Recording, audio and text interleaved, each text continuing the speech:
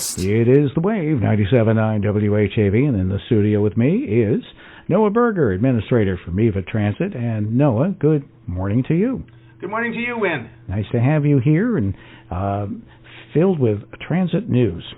Transit is always in the news because transit is key to everything. It's the key to how we get where we can go, whether we can go to what jobs we have access to, what medical appointments we have access to, whether we can see our friends.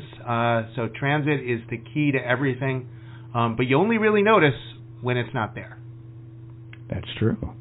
Never thought about that.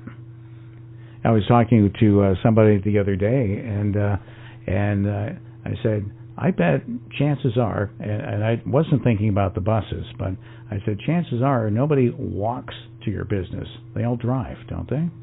Well, and shame on you, Win, for not thinking about the buses. I thought, if anything, my being here, talking transit every month would make that front and center in your mind. So clearly I have some work to do.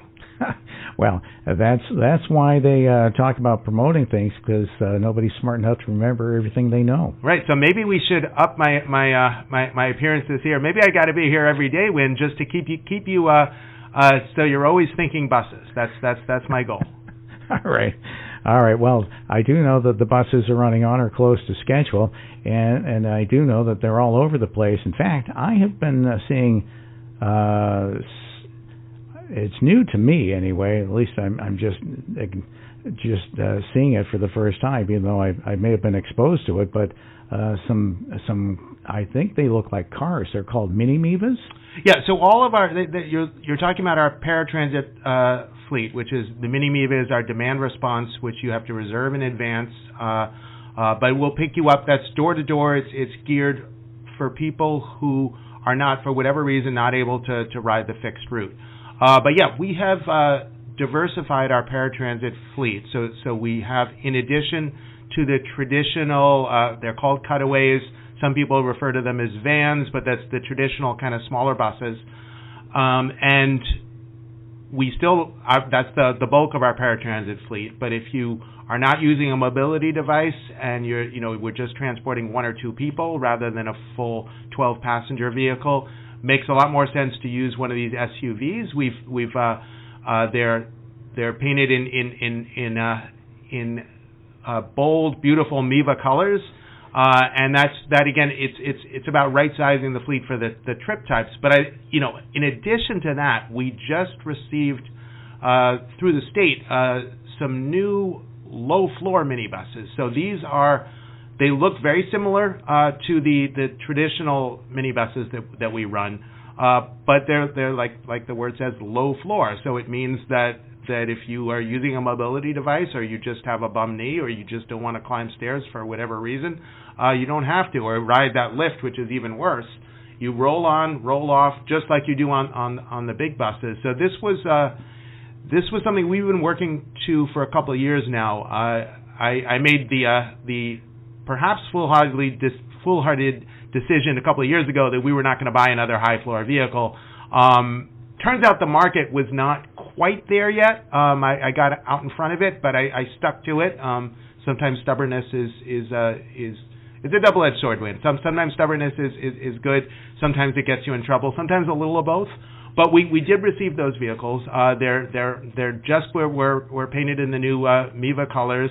They will roll out soon, and that's a game changer for folks, because it's instead, if you recall the minibuses, you still have to, not a flight of stairs, but it's like you have to climb up 4 steps, or you have to use the lift, which is really unpleasant, and it's kind of people stare at you.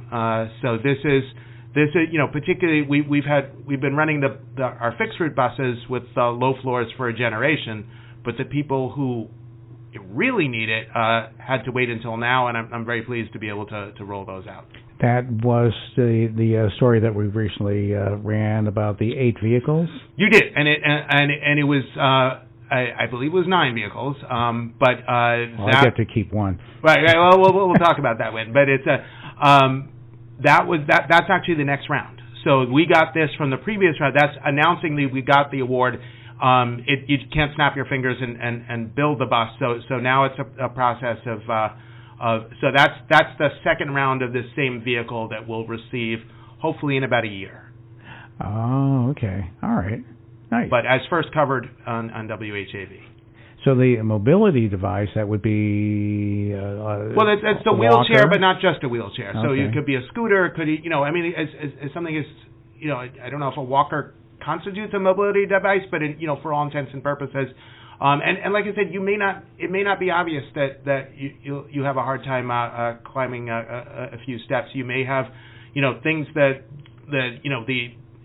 the average person might not think is a disability, but it is, or it may be, and you think about it too. If you're just slow climbing up the steps, you have a number of people going in, then it really slows it down, and we're all about removing barriers, and this is another barrier. We want to make it as easy as possible to ride public transportation. We want to eliminate any possible excuse that someone would have not to ride it. Okay, all right. And talking about removing barriers, the McGovern station that you have over in Lawrence, that's working really well for you? Oh, it is. I encourage all of your listeners to go down to the McGovern station in Lawrence right now. Literally, murals are going up as we speak, and it really changes the whole perception of public transportation, because you go in there and it doesn't look like what people think of as a public transportation, a bus hub. It looks like a vibrant community space, and it's only going to get more so. We actually we'll be having a couple charrettes next week with members of the community, just to say, what kind of program do you want to see there? We also have that little courtyard where the sculpture is. Right now it just looks like kind of a vacant lot, but that will turn into a dynamic space where you might go as you're waiting for your bus or your train, but you might also go because that's a great community place to hang out. We opened up a community room, so it's a transit station, and that's what's really exciting. I couldn't be more pleased with the way things are looking there, and I'd love to put a challenge out to all of your Haverhill listeners, which I think are the bulk of your listenership. Let's do something like that here in Haverhill, and I know that our Haverhill hub has probably seen better days. It's as we've talked before, it was built to be a 1930s bathhouse, and it still looks like one. Our buses have to back up, which it's you never want to do that. It's not the welcoming introduction to buses that we want to provide. So I think we are actively looking for where it would make sense to both relocate our Haverhill hub, but then add that same kind of vibrancy, that same kind of I want to be here kind of vibe to Haverhill, and we're excited about doing that. And then it's something that will make someone say, not just I have to take the bus, but I want to take the bus. I want to go to the station, catch the bus, check out the murals, check out other displays that are there, see my friends, and ride the bus. Now I know that with the discussion of moving the transit service, the bus center over there, do you have any ideas where you would like to see? Because I know you're traveling around all the time. Yeah, I mean, I think there's, and we're working in partnership with the city. So I think, one option that we do have the garage on Granite Street that we own. We, initiated conversations about what that would mean for the city. But I think, owning the space is possession is 9/10 of the law, I've been told. That will help. But we've looked at, actually your site right here at WHAV would be great, but if we can't get that, we've been looking at Bailey Boulevard as a possibility. It's a street that's like a zillion lanes wide and really only needs to be two. So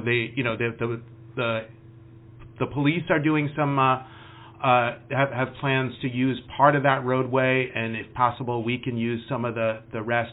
It's, from a location perspective, it's both a little bit removed from the heart of downtown, but also in some ways closer. So we'd have to really look at that.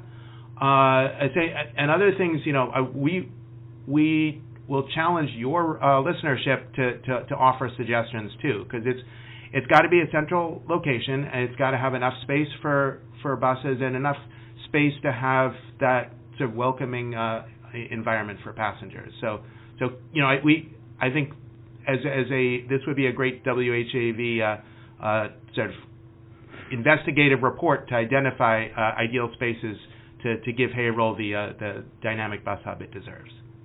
Yeah, it's just to update it and maybe a mural or two and all that. Absolutely, and if we do end up at the Granite Street Garage, we already start with a fabulous mural thanks to our friends at Beyond Walls, and Aaron Padilla was a big part of that, and then just build off of that, because that really changes the way people think of things. And I think that's just that mural, which by the way used we didn't tell the artist what to do, but just ran with our colors, and I think that just made it really stand out. And you can see that from across the bridge. You can see it from all over the region. Oh yeah, you certainly can. Hey, one other thing that just want to touch upon. I know the last time you were here, you were talking about increasing some of the runs on some of the routes.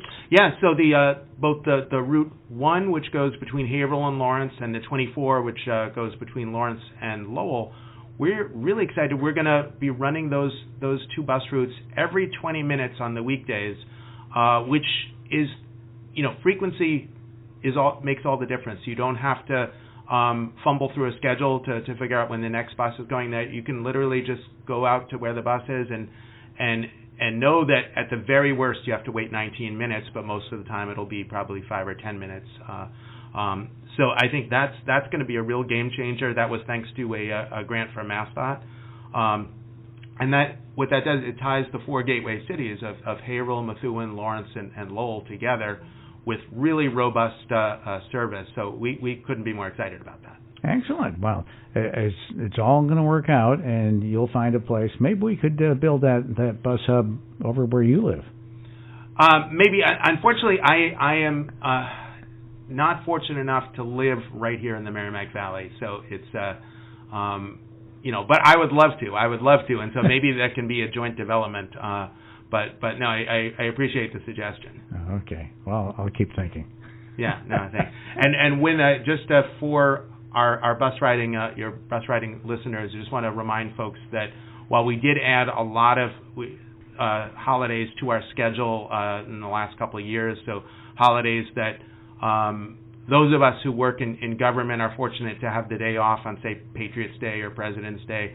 That's not true for most of our riders and most of normal people. So we do run on those days. We do not run on Memorial Day, which is this coming Monday. That's you always have to balance the livelihood of our drivers with the needs of our passengers, and I think there's literally a handful of holidays which we still don't run, and Memorial Day is one of them. So I wish everyone a great Memorial Day, even staying home perhaps because there's no bus service, but then we will be operating full schedule back again on Tuesday, and obviously we're running the Sunday before. So that's the one day off that's coming up on Monday. All right. Well, Noah, I want to thank you very much for sharing your knowledge with us. Absolutely. Thank you, Wynn. Appreciate it. And we'll be seeing you around town, probably on the bus somewhere. We need to do a show on the bus. We might have to drag your equipment. I think we have the technology to do that. We should do a session on the bus. Have to get a longer extension cord. Right. Well, I mean, I think they can do things wireless now. That's what I hear. No. All right, Noah Berger, Administrator for MeVA Transit, our guest this morning here on the Wave, 97.9 WHAV. Wake up with Wynn Damon, weekdays from 6 to 9 a.m. on 97.9 FM WHAV. Catch the Wave, WHAV.